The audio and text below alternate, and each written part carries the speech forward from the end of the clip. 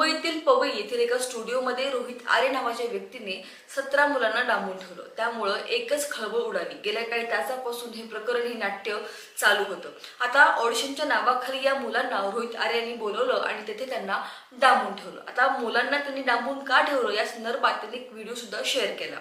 तर तो म्हणतो की मला काही लोकांना प्रश्न विचारायचा आहे आणि त्याची उत्तरं जर मला व्यवस्थित मिळाली नाही तर या मुलांना मी नुकसान करेल, या मुलांना मी मारून टाकेल, अशी धमकी सुद्धा रोहित आर्य यांनी दिली होती। आता ज्यावेळेस ही गोष्ट पोलिसांना समजली त्यावेळेस पोलिसांनी घटनास्थळी तातडीने धाव घेतली आणि मुलांना तिथून सोडवण्याचा प्रयत्न केला।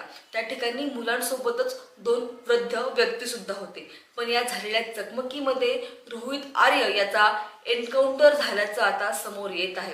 हो, ज्यावेळेस पोलीस तिथे जाऊन मुलांना सोडवण्याचा प्रयत्न करत होते त्यावेळेस रोहित आणि पोलीस यांच्यामध्ये चकमक झाली आणि याच चकमकीमध्ये रोहितचा एन्काउंटर झाला।